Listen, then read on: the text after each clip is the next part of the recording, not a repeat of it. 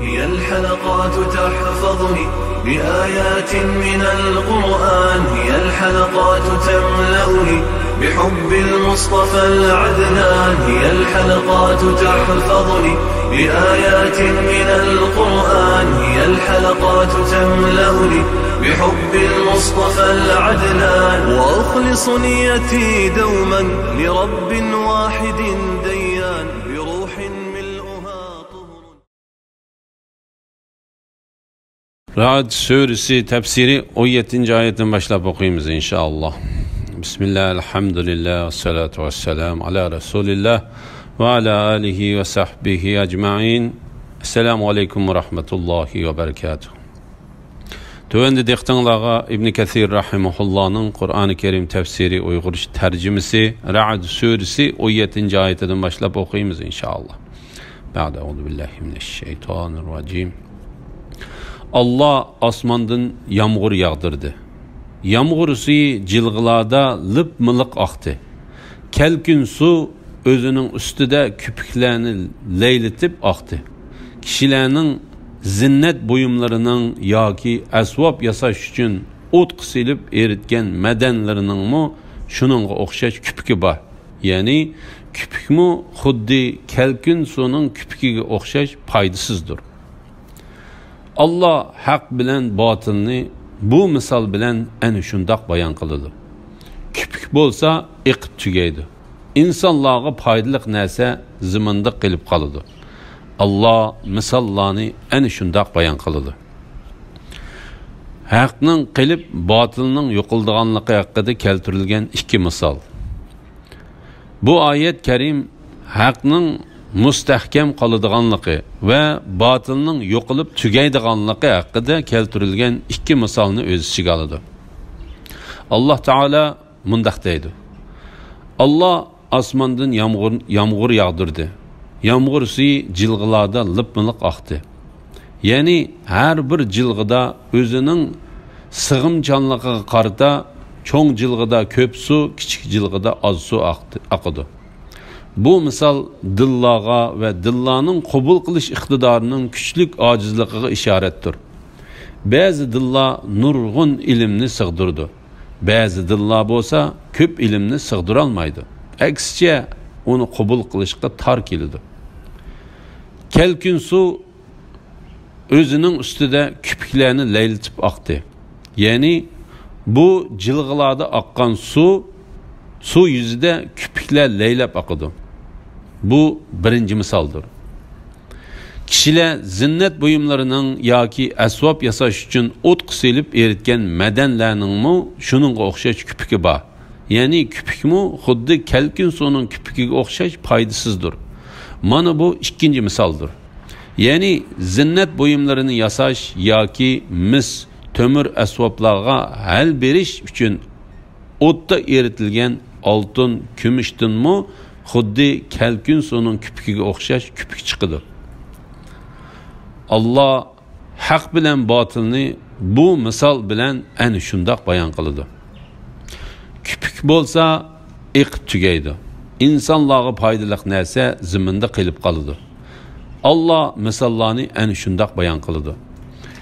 Yani haq bilen batıl bir yegi kelse xuddi sunun küpüki yaki altın kümüş ve başka medenler eritilgende uladın çıkan küpük uzun turalmığını dek batıl mı uzun qıbama yok oludu.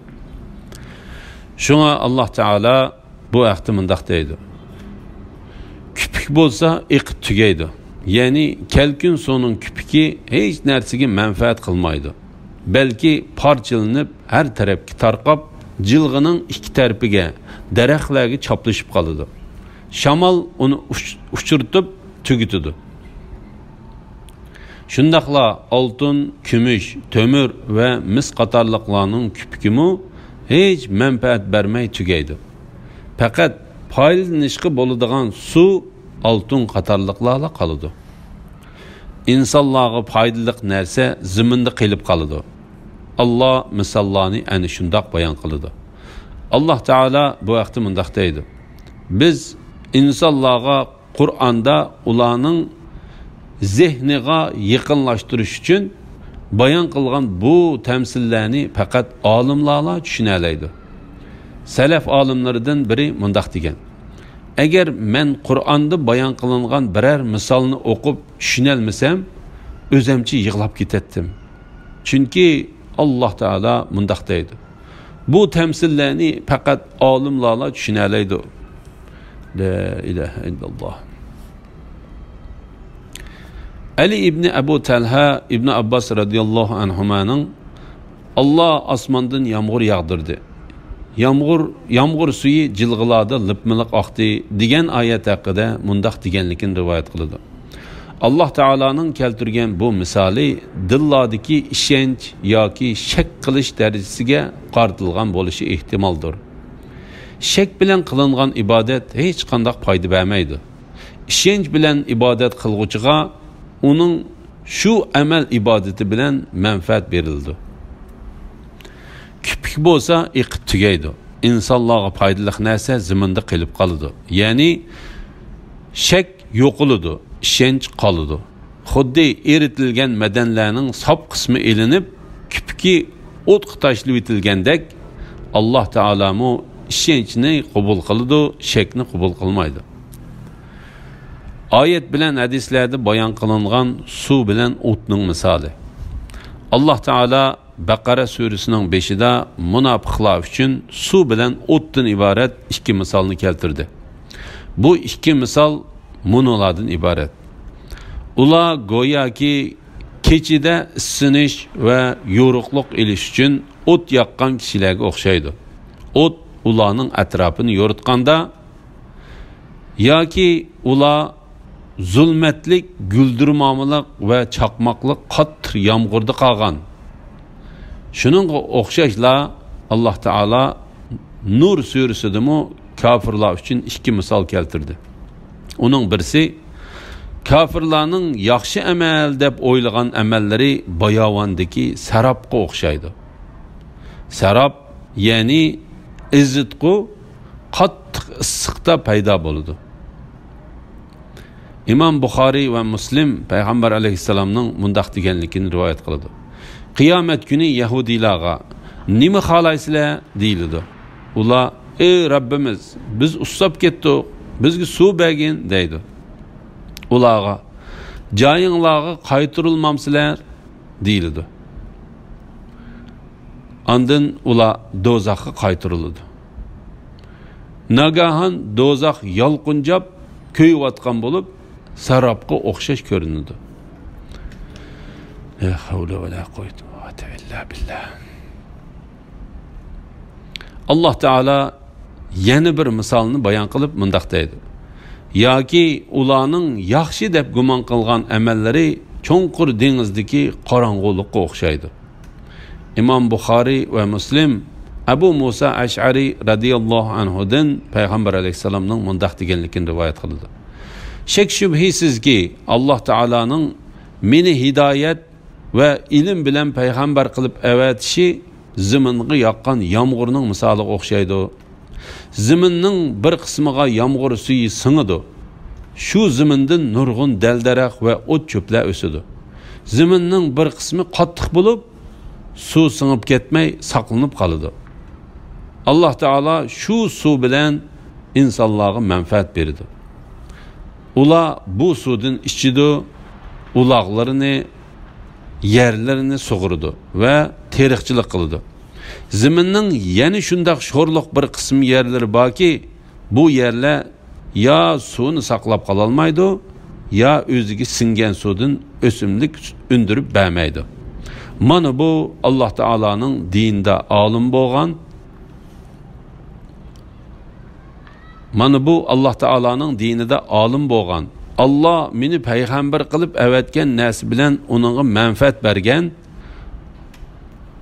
U narsadan o'zi foydalangan, o'zi o'rgangan va boshqalarga o'rgatgan kishi misoli bilan Allah men bilan avatgan hidoyatga beshini ko'tarib boqmagan va uni qabul qilmagan kishining misoliga o'xshaydi.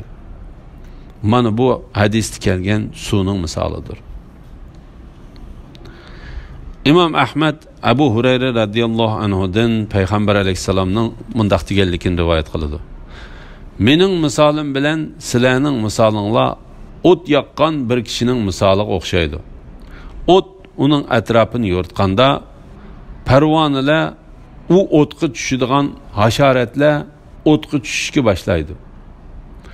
U odam ularni o'tga tushishdan to'sidi. Ular uningdan g'olib kelib o'tga o'zlarini atidi. Ana shu mening misolim bilan sizlarning misolinglardir. Men o'tdan yiroq turinglar deb sizlarning yaqinlardan tutib o'tdan tortaman. Sizlar bo'lsanglar mendan g'olib kelib o'zinglarni o'tga tashlaysizlar. Bu hadisni Imom Buxoriy va Muslim rivoyat qilgan. Mana bu o'tning misolidir. La ilaha illalloh Muhammad Rasululloh.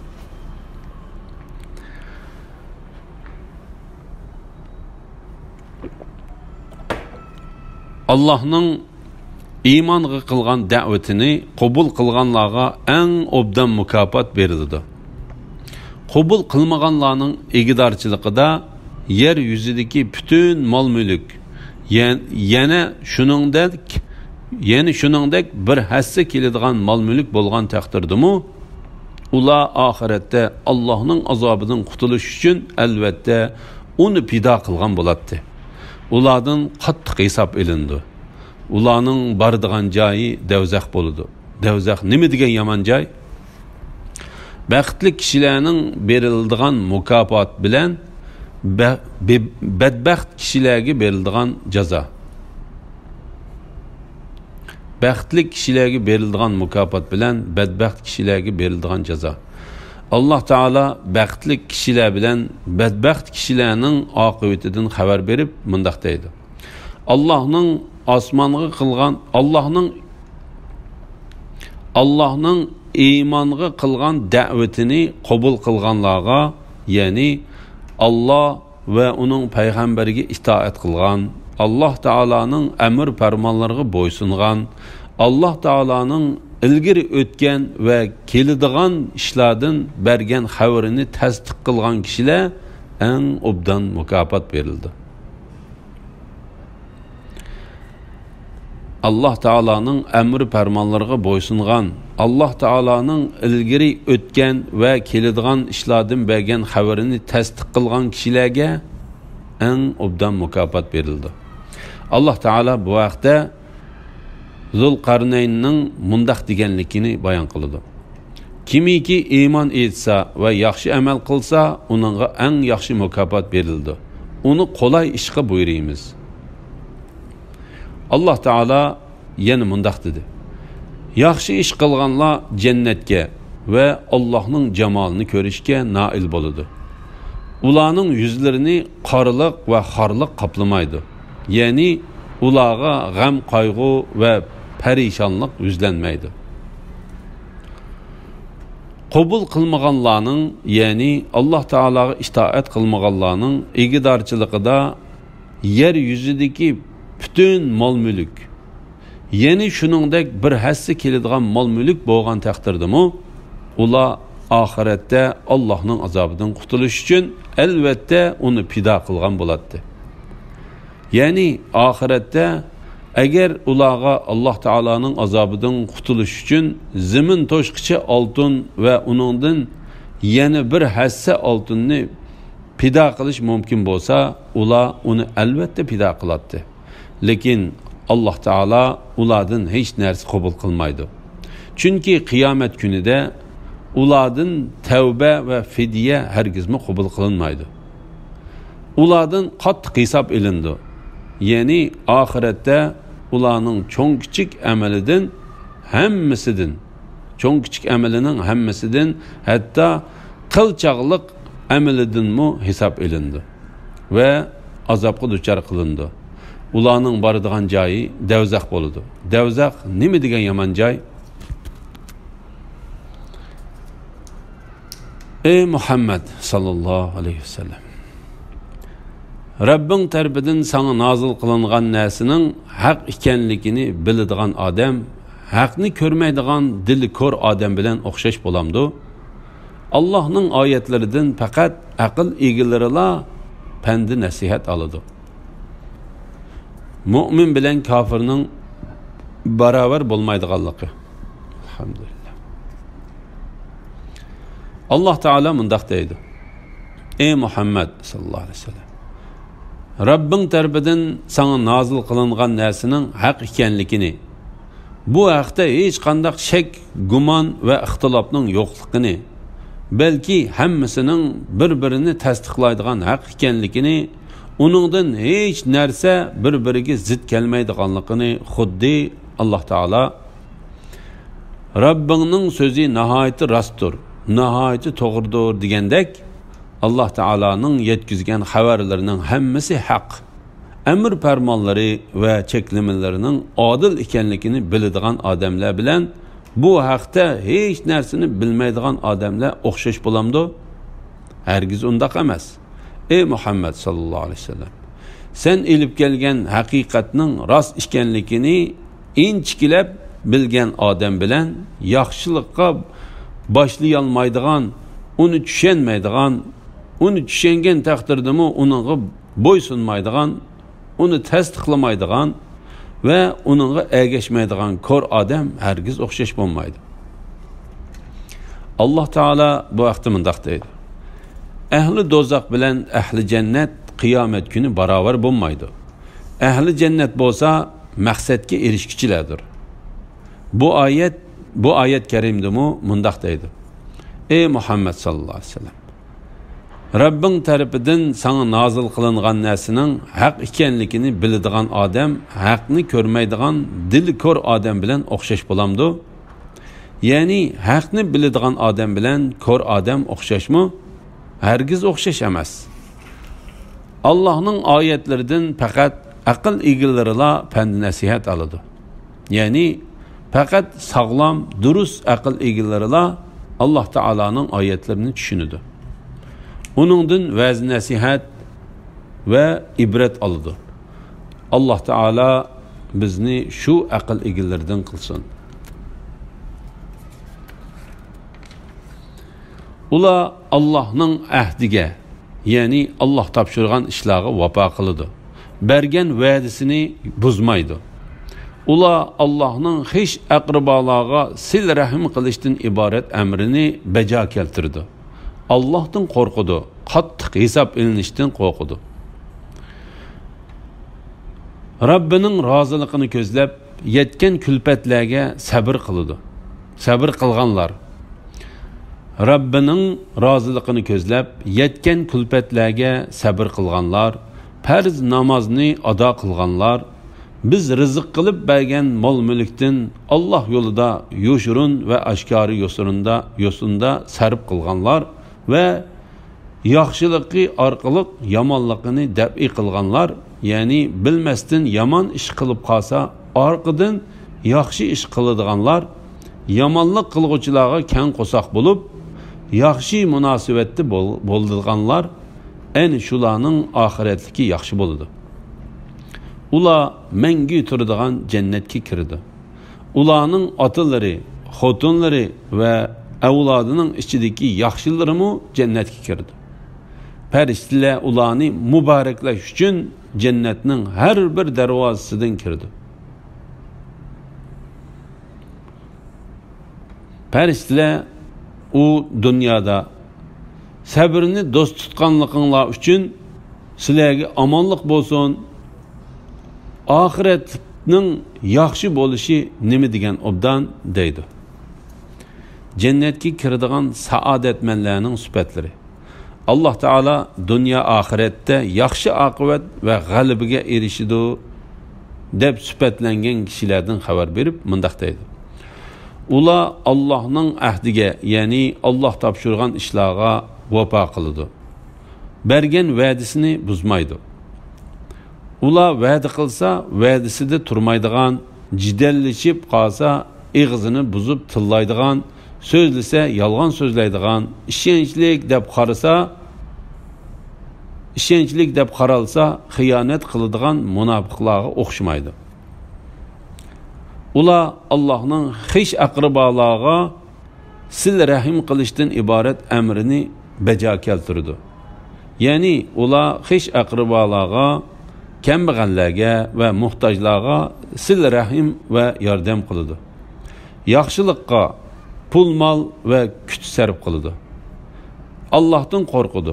Ya'ni Alloh taoladan qo'rqib yaxshi amallarni qildi. Yomon amallarni tark etdi. Bu amallarni Alloh taolaning kuzatib turadiganligiga ishonadi. Oxiratda qattiq hisob ilinishdan qo'rqdi. Shunga Alloh taolo ularni barliq ish harakatlarida, tinch holatlarda, qiyinchilikqa yo'liqqan va farovonlikqa erishgan jami ahvollarda to'g'ri va tuz yo'lda bo'lishga buyurdi. Rabbining roziligini ko'zlab, yetgan kulfatlarga sabr qilganlar, ya'ni g'olib va buyuk Alloh taolaning roziligini va katta savobini ko'zlab, harom ishlardan va gunohlardan o'zlarini saqlaganlar, farz namozlarni ado qilganlar, ya'ni namozning belgilamalariga, vaqtlariga, rukunlariga, sajdalarga va namozda Alloh taoladan qo'rqib turishga rioya qilib, shariatga uyg'un holda namoz o'tganlar. Biz rizq qilib bergan mol-mulkdan Alloh yo'lida yo'shurun va oshkor yo'sinda sarf qilganlar.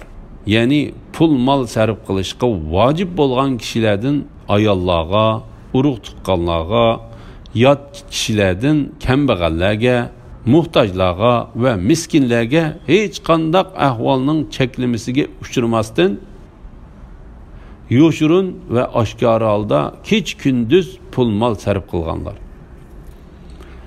Ve yaxshilik orqali yomonlikni dab'i qilganlar.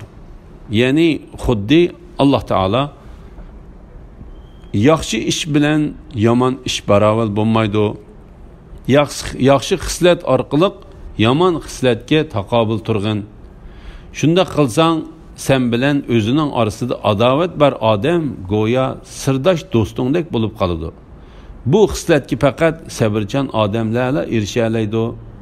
Bu xislatga faqat buyuk nasiba egisilar erisha oladi degandek, yomonlikni yaxshilik bilan qaytaradigan, agar biror odamdan aziyat yetsa, uningga sabr qilib chiroyliqcha o'tkazib yetadigan, uni kechiradigan, afu qiladiganlar.